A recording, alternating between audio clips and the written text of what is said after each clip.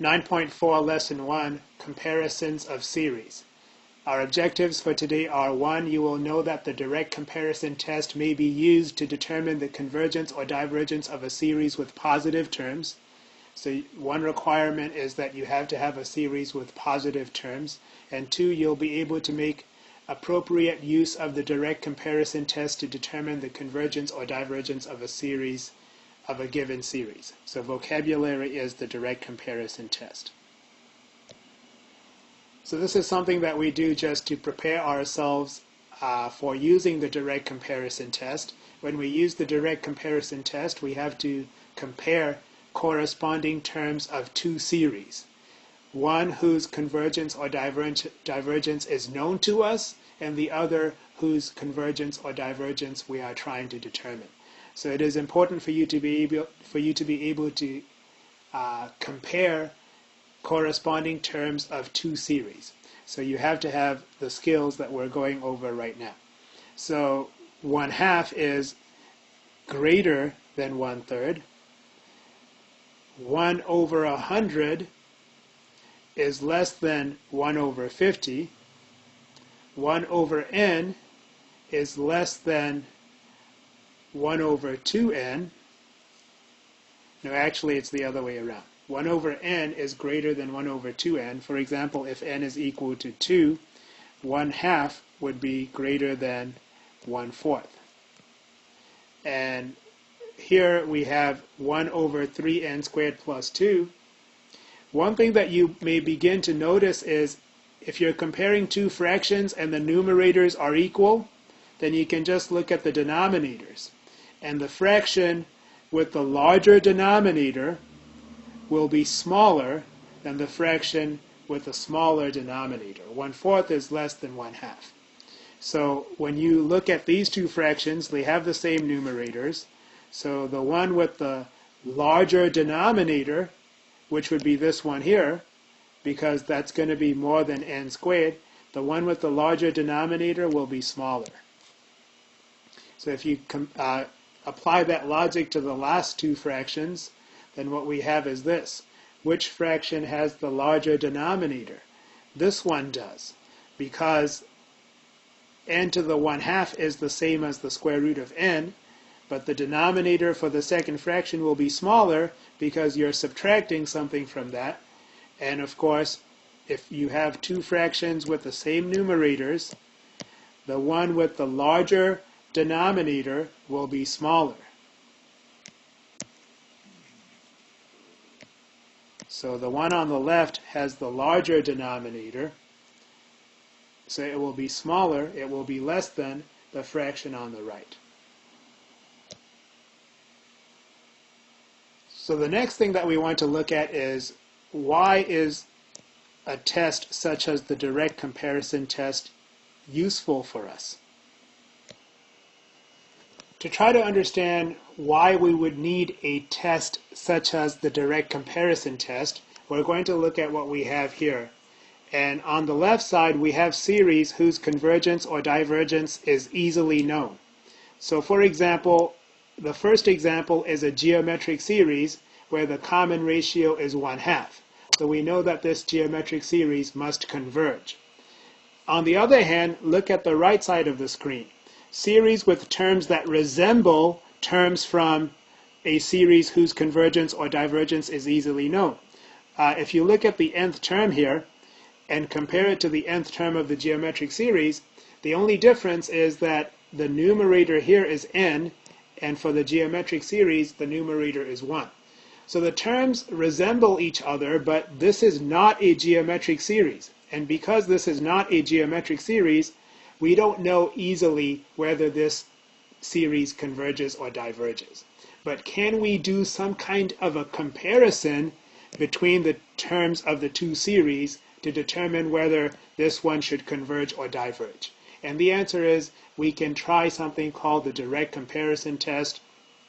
And in lesson 2, we'll look at something called the limit comparison test. So the direct comparison test and the limit comparison test may be used to compare series such as the ones that we have on the right side to series with similar terms or terms that resemble the terms of the series that we're considering, but the series that we're comparing to, we can determine very easily whether it should converge or not. Like, for example, in the second example, we have a p-series where p is equal to 3, and therefore we have a p-series that converges. And if you look at the nth term of the series on the right side, it looks kind of like what we have here, but it's not a p-series because you have that plus 1 there. But is there some kind of a comparison test that you might be able to use? We're going to consider something called the direct comparison test today and the limit comparison test tomorrow. There are certain conditions that have to be fulfilled for you to be able to apply each test. So we need to be careful about that. So let's begin by looking at the direct comparison test. So here we have the direct comparison test, and we want to take a look at what it states, and we also want to consider the proof of the direct comparison test. So first of all, you've got to have two series with positive terms, as stated here. And the relationship that we have stated here is that the terms of one series, represented by a sub n, will be less than or equal to the terms of the other series, represented by b sub n, for all n. Or if not for all n, then at least for all n greater than or equal to some integer, because the convergence or the divergence of a series is not going to be affected by a finite number of terms at the beginning of the series, because we're considering an infinite series. So although it says here for all n, it could be for all n greater than or equal to some integer value. But the important thing is that both series have positive terms, and the terms of one series are going to be less than or equal to the terms of the other series. So here's what the direct comparison test states. So number one, b sub n is going to be greater than or equal to a sub n. So if you have the series whose nth term is greater than or equal to the nth term of another series, and you know that the series with the larger terms converges, then the series with the smaller terms must also converge. So I'd like to give an example to demonstrate the idea here. So suppose there is a hole in a wall. Maybe it's the exterior wall of a house, and there's a hole in the wall. And let's say you have a possum. Okay, you have a possum, and it can fit through that hole. If you have a smaller possum, it should also be able to fit through the hole. So that's kind of like what this is saying here. If you have a series whose nth term is larger and it converges, then the series whose nth term is smaller should also converge. So you can see at the bottom of the screen how we can understand the direct comparison test informally. And number one is what we just went over. If you have a larger series and it converges, the smaller series must also converge. And that's what number one is saying. Let's take a look at what number two is saying. Number two states that if you have a series whose nth term is smaller and that series diverges, then another series whose nth term is larger will also diverge. So going back to my example with possums, so if you have a hole in the exterior wall of a house and the smaller possum cannot fit through it, then if you have a larger possum, it will also not be able to fit through it. So if you have a series with smaller terms that diverges, then another series with larger terms must also diverge. Informally, we went over the example with the possums, but you can also look at what we have here. Number 2, if you have a smaller series that diverges, then the larger series must also diverge. So that's what the direct comparison test states. Now we also want to spend a little bit of time to talk about instances in which the direct comparison test cannot be used. So let's go back to our example with the 2 possums. So suppose you have a hole in the exterior wall of a house, and this possum is able to fit through it. So a smaller possum will for sure be able to fit through it, but we can't really say anything about a larger possum. It may or may not be able to fit through. We're not really sure. So that's one thing that you have to keep in mind. So when you are thinking about applying the direct comparison test, if you have a series that converges, then a series that has smaller terms must also converge. But we cannot say for sure what has to happen with a series that has larger terms. On the other hand, let's look at number 2. So going back to my example with the possums, let's say you have a hole in the exterior wall of a house, and you have a possum that's unable to fit through. It cannot fit through because it's too big. So what we can say is if we have another possum that's larger than this one, it for sure cannot fit through because the smaller one can fit through, so the larger one cannot fit through either. But we can't really say anything certain about a smaller possum. It may or may not be able to fit through. So if you have a possum that can't fit through, any possum that's larger than it will not be able to fit through, but a smaller possum may or may not be able to fit through. So those are some limitations on the direct comparison test. So we want to first think about the relationship between statement 1 and statement 2. In statement 1 we have if P, then Q. And if you look at statement 2, the negation of the conclusion becomes the hypothesis, and the negation of the hypothesis becomes the conclusion. So statement 2 is the contrapositive of statement 1, and therefore it is logically equivalent to statement 1.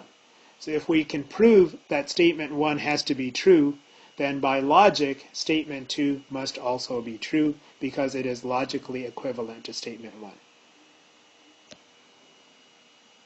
So how do we prove the conditional statement that we have for number 1?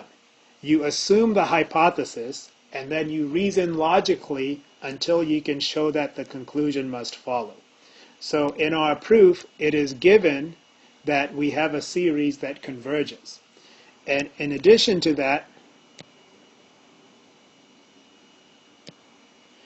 we also know this has to be true. So we will begin by assuming that this series converges, which means it converges to some finite sum. And look at the nth partial sum that we have here.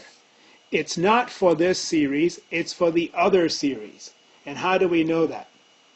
We know that because the other series has terms that are designated with a sub n. And if you look at the nth partial sum here, it is the sum of the first n terms from the other series whose convergence we are trying to prove. The first series, we assume that it converges because that's the hypothesis in the theorem. And the second series, we're trying to show that it must converge using what we know from the hypotheses of the theorem. So now here we're going to refer to what is assumed, or what is a necessary condition for the direct comparison test to be applicable. So this has to be true for the direct comparison test to be applicable. So using that, we're going to make an argument about this sequence of partial sums for the series whose convergence we're trying to prove. One thing we know about this series is that it has positive terms. So when you add the first n terms and you keep adding more and more terms, you're going to get the sequence of partial sums. And because each time you're adding a positive term, it is going to be a non-decreasing sequence. So in fact, it is going to be increasing because the terms are positive. So every time you add something, the nth partial sum is going to get larger.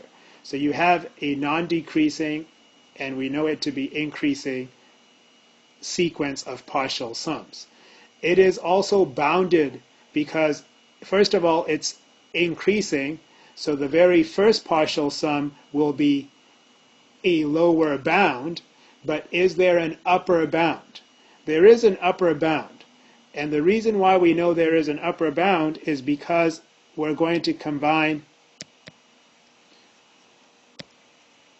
these two conditions. The first is that the terms of the series that we're considering are going to be less than or equal to the corresponding terms of the first series that we know to converge. And then if we combine it with the fact that the first series must converge, we know that for the first series, if we have b sub 1 plus b sub 2 plus all the way to b sub n, we can call that s sub b sub n, and that would refer to the nth partial sum of the first series. And we know that for that, the limit does exist because we know that series to converge. It's going to be L, as we have here. So what that means is, if you're comparing the nth partial sum of the series whose terms are smaller to the nth partial sum of a series whose terms are either greater than or equal to the terms of the smaller series, then you know that when you compare the nth partial sum, here's what will happen. The nth partial sum of the series that we're considering has to be less than or equal to the nth partial sum of the series whose convergence is known to us. And why does that make sense? Because of the condition that we have here. The terms of the series that we're considering has to be less than or equal to the corresponding terms of the series whose convergence is known to us. So if we know that the limit of the nth partial sum of the first series as n approaches infinity is equal to L, then the nth partial sum of the series that we're considering, because it has to be less than or equal to the nth partial sum of the series whose convergence is known to us, we can say that there has to be an upper bound as well for the sequence of partial sums for the series that we're thinking about. Because it's not possible that an nth partial sum of the series that we're thinking about can be larger than the nth partial sum of the series that we know to converge, because the terms of the second series are smaller, or at least no bigger than the terms of the first series. All of that logic was necessary to establish that our sequence of partial sums for this series is non-decreasing, so it is monotonic, and it is bounded below and it is bounded above. So it is both, our sequence of partial sums is both bounded and monotonic. And in section 9.1 about sequences, we learned a theorem that states that if a sequence is both bounded and monotonic, then it must converge. So we know that our sequence of partial sums for the second series, because it is monotonic and bounded, it has to converge. And what does it tell us? If the sequence of partial sums converges, then by definition, the series converges. And that concludes the proof of the first statement. and the second statement is logically equivalent to the first, so that concludes the proof of the direct comparison test. Again, you want to see that we are relying on the definition of a convergent series. We examine the limit of the nth partial sum as n goes to infinity, and we're also relying on something about the convergence of sequences that we learned in section 9.1.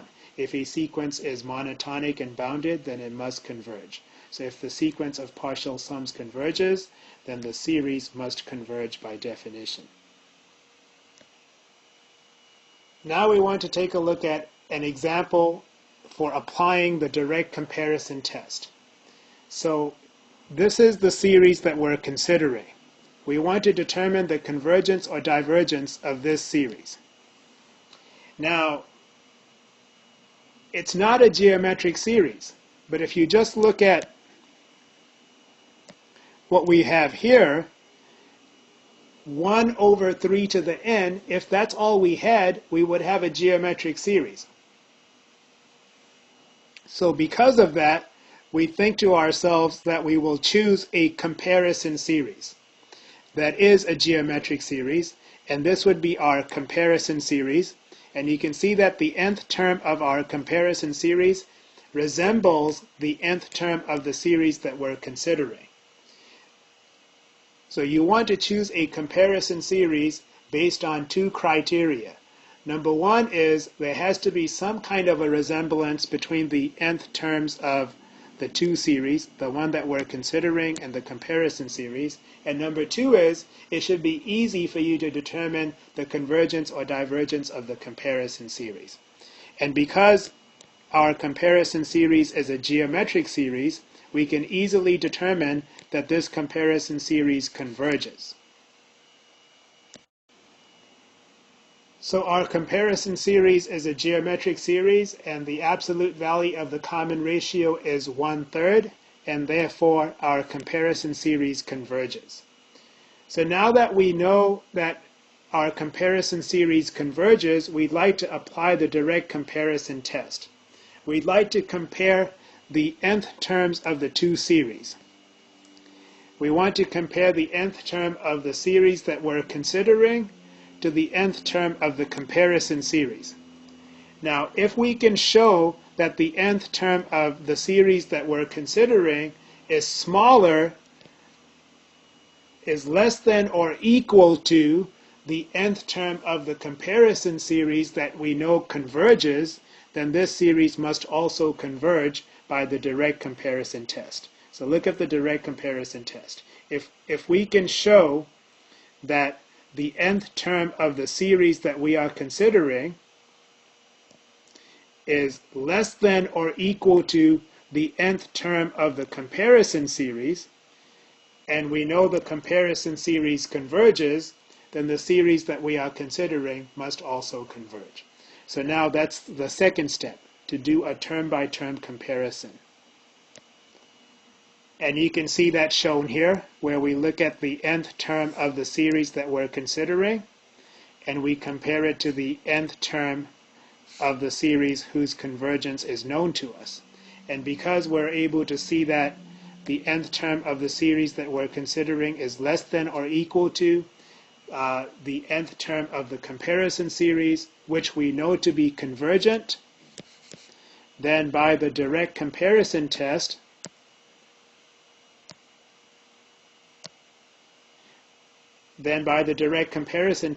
our series here must converge.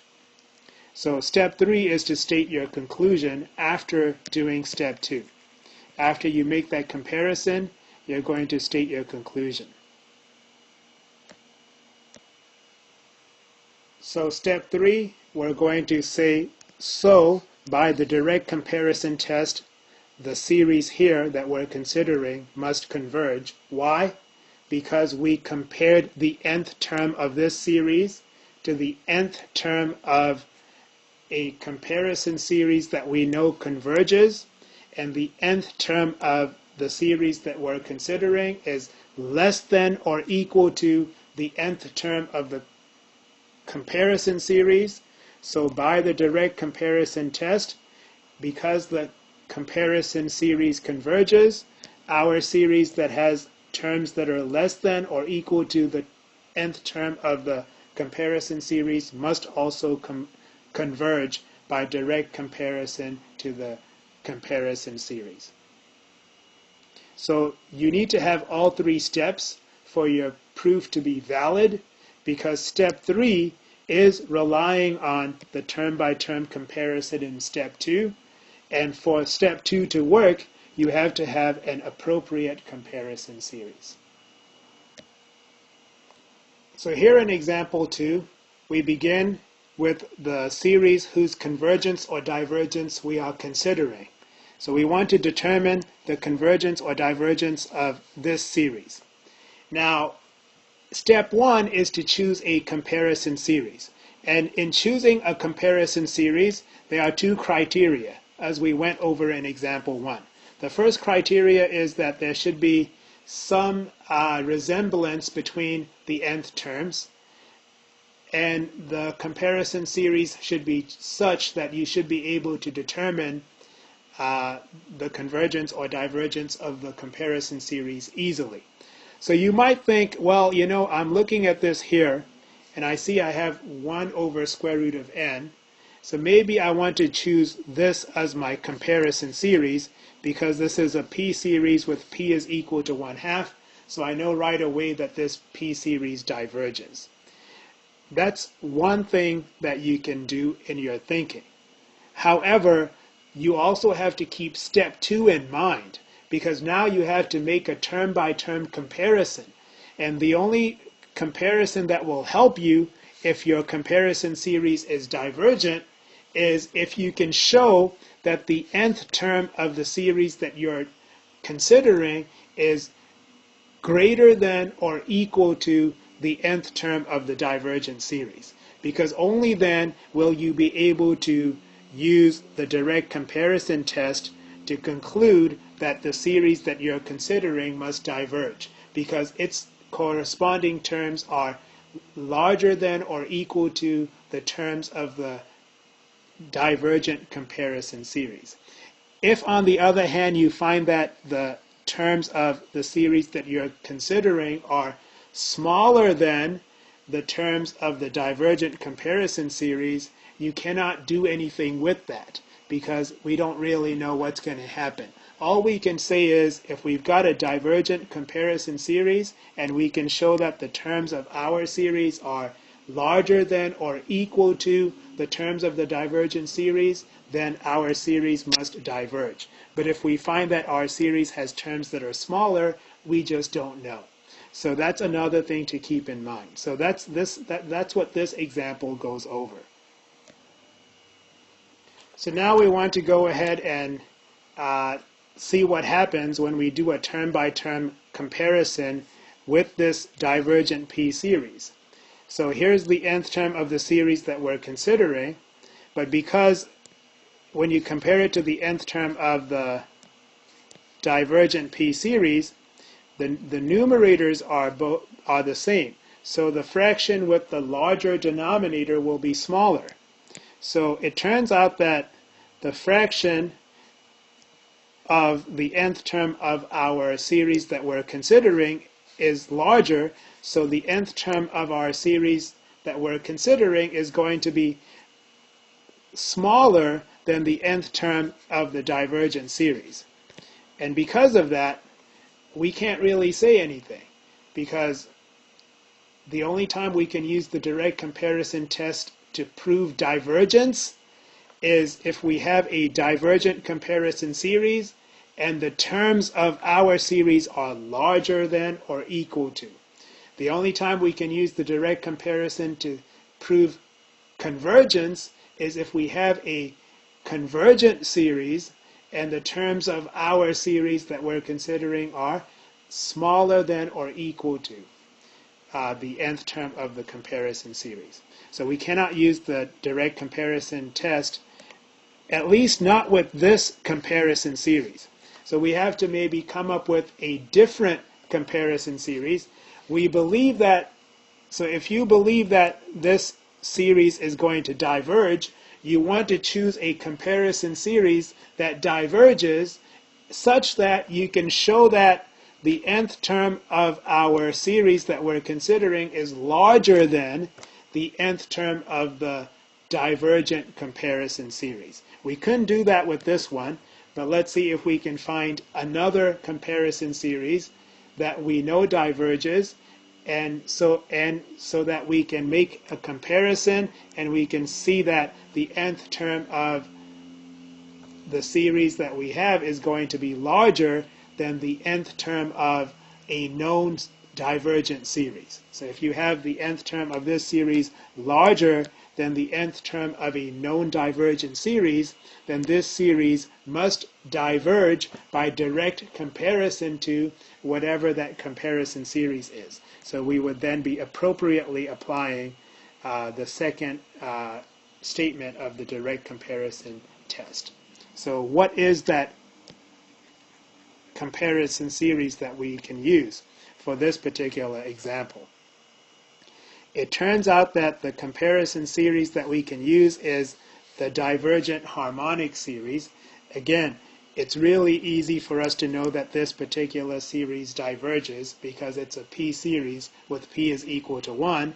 And unlike this one, which has a very strong resemblance to the nth term of our series that we're considering, but it was not useful for us because we could not show that the nth term of our series was larger than or equal to the nth term of the divergent p series. We need a different comparison series, so we try this one, which is divergent. So now if we can show that the nth term of our series that we're considering is larger than the nth term of this divergent series, then we can then use the direct comparison test.